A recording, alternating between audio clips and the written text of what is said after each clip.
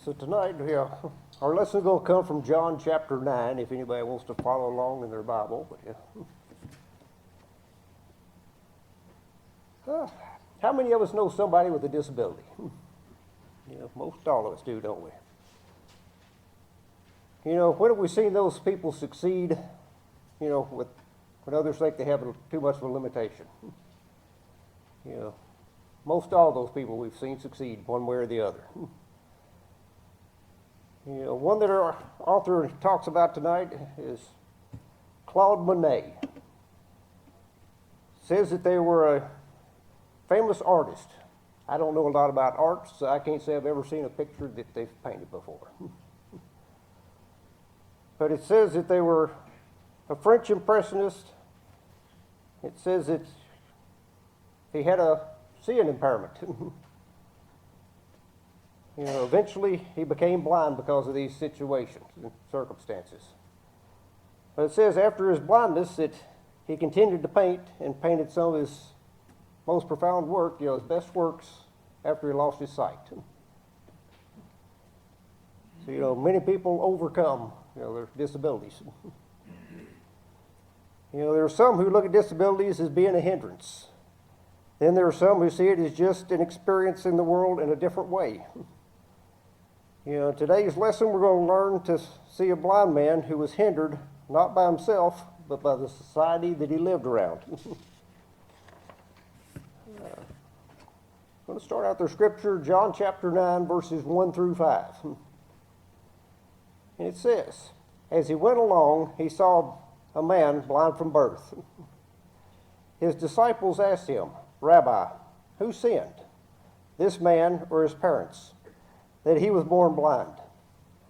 Neither this man nor his parents sinned, said Jesus, but this happened so that the words of God might be displayed in him.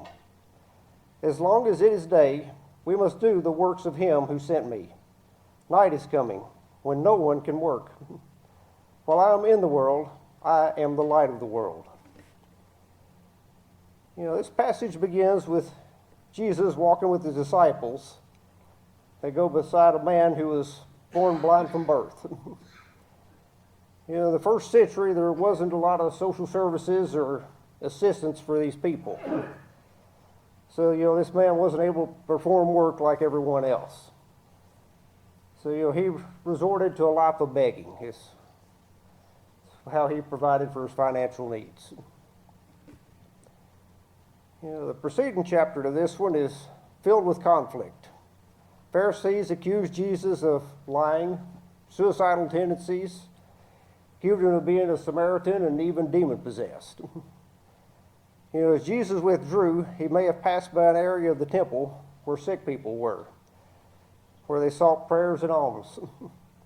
En route, Jesus and his disciples saw this blind man, who's blind from birth.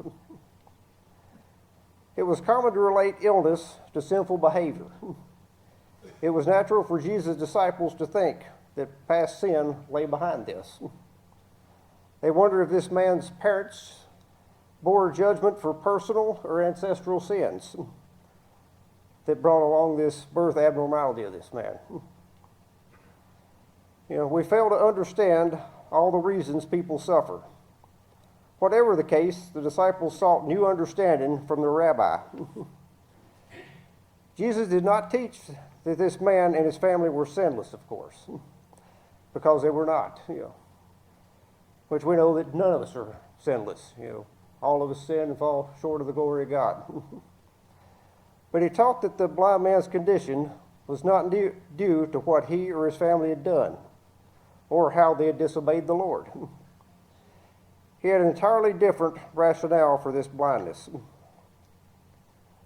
This passage deals with the sovereignty of God, and it offers a few difficult theological issues to modern believers. There's two different ways that this could be interpreted. Some interpret this passage to mean that God's pre-existing plan was for the man to have blindness so that years later Jesus could come and heal and demonstrate the power of God. Others suggest that Jesus stepped into a situation of need independent of God's pre-existent will and decided to show favor to the man. However we interpret this passage, we see that Jesus demonstrated God's light that day through this miracle. Jesus insisted he must do God's work, even in times of testing. Tension was in the air. Jesus may have had only a few minutes to escape being stoned. Jesus' delay in departure in this uncertain moment demonstrated his commitment to compassion. Most would have quickly fled the area under threat of being hurt. Jesus gave an example of commitment. So many of us, if we're in that same situation, they're getting ready to hurl rocks at us. Most of the time, we're not going to take the time to stop and check on somebody else. We're just going to be finding the closest exit to get out of stone's throwing distance. In the ancient world, night meant it was impossible to work as the normal day shut down. Night implies finality and the end of opportunity. Jesus taught that his disciples, like him, should do the works of God and do them promptly. The night comes at some point and cancels all opportunities to serve.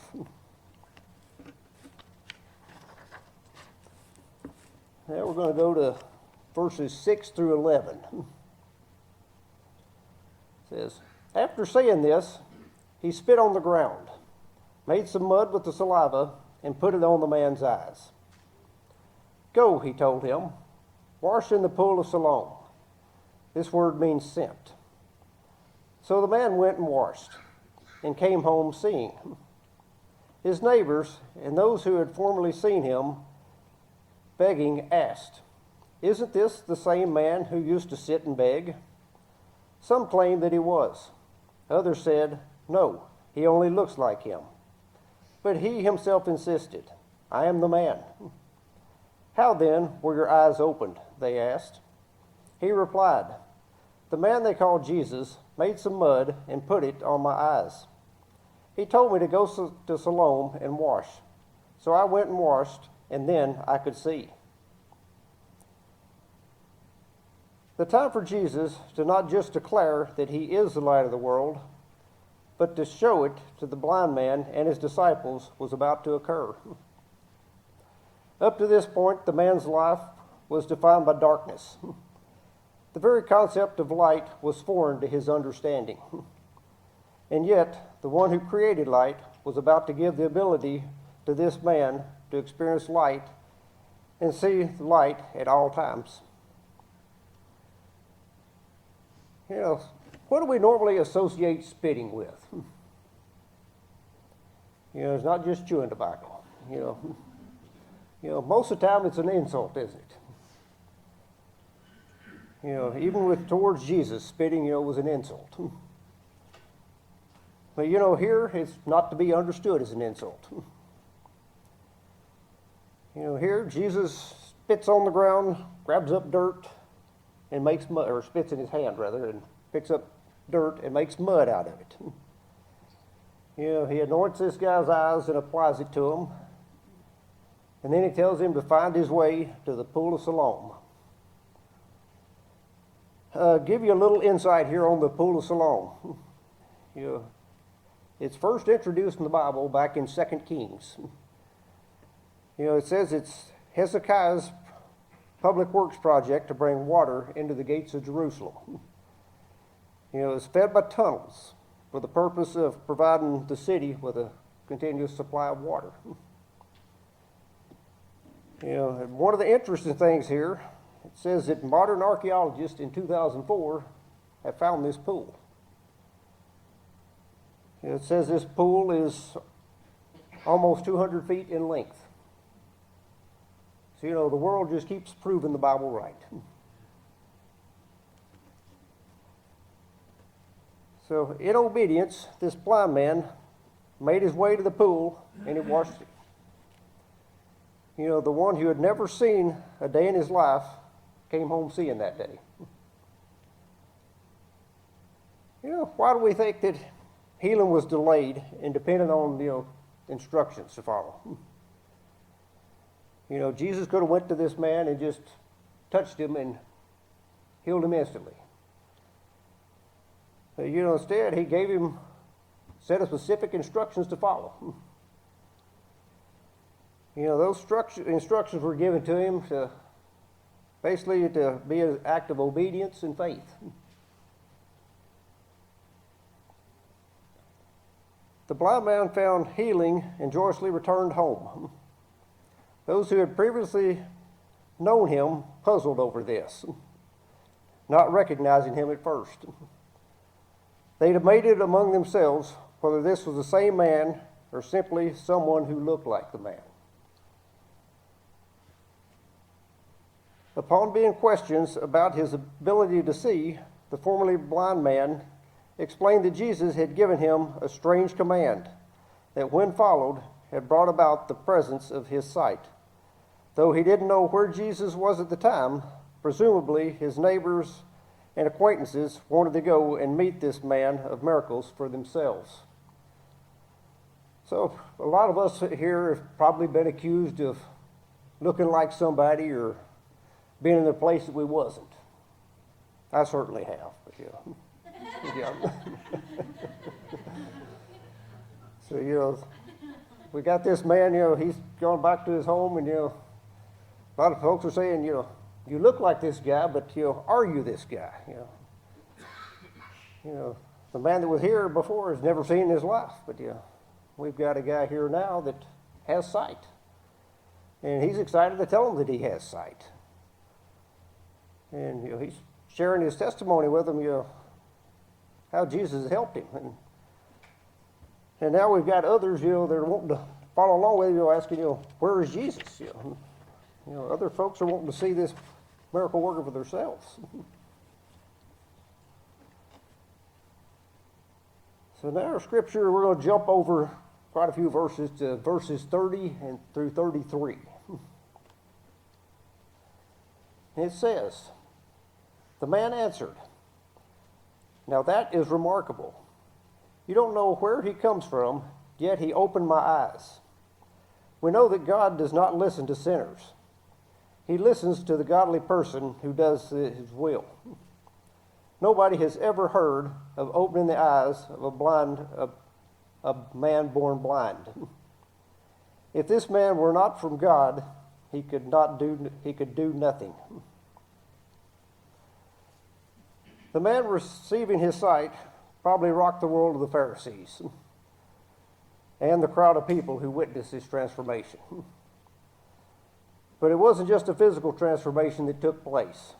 He also received spiritual sight as well.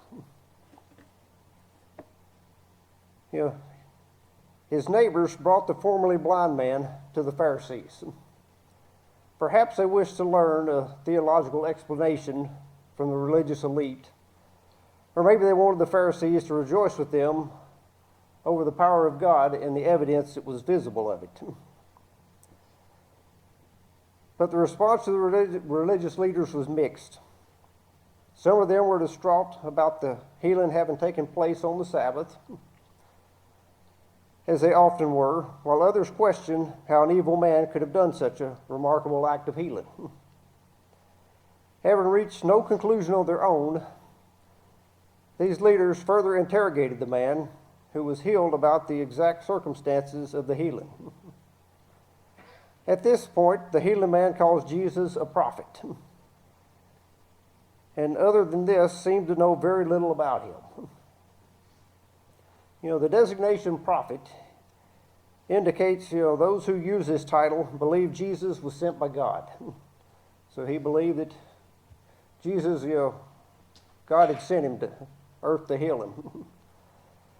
The Pharisees also summoned the formerly blind man's parents to testify further about what had happened.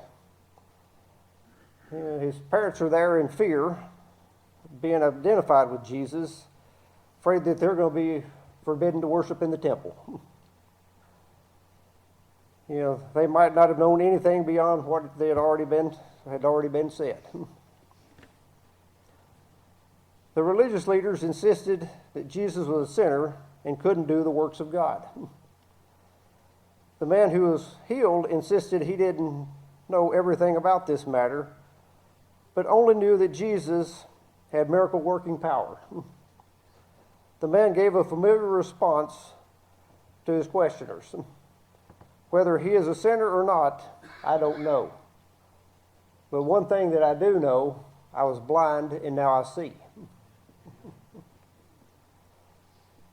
The healed man describes this as remarkable. The word remarkable is translated as marvelous. Surely this miracle is beyond the comprehension of the man who was healed and beyond that of the Pharisees as well. The man who was healed demonstrated boldness in responding to the critical questioning of the Pharisees. They claimed they didn't know where Jesus was from, implying that he didn't have any spiritual credentials. This implication was that Jesus was basically a no-name teacher. He was just some man with no spiritual authority, is what they were trying to say. And the man says, God does not listen to sinners. His assertion here was that it was impossible for Jesus to do miracles without God ordaining it. The miracle he experienced demonstrated Jesus was a man of holiness.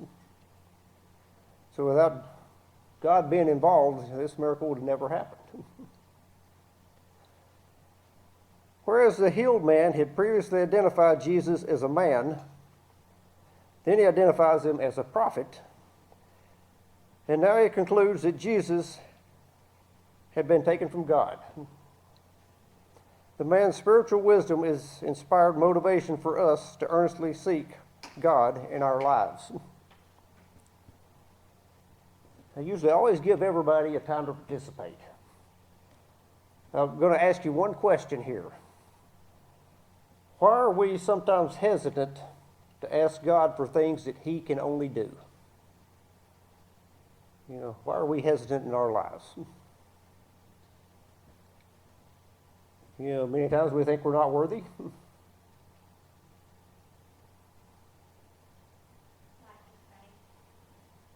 Yeah, many times we think it can't happen, don't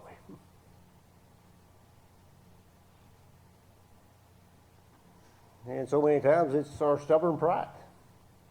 We try to do things on our own, don't we? Or so many times we just need to hit our knees and ask God.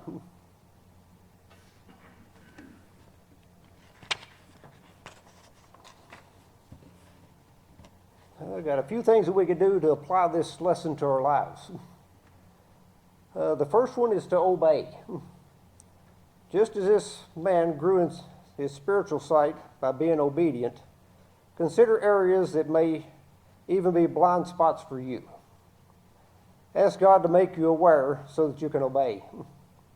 Ask for accountability from someone that you know. Second one is to testify.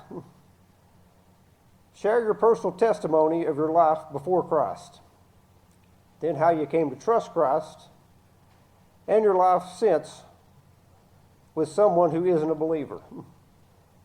So many times your life can change somebody else's life. And the third thing is to serve. Spend some time considering how you can engage and support families or individuals who are disabled and have a handicap, and show your love of Jesus to those other people. That's all I've got. Has anybody got any questions or comments over these verses?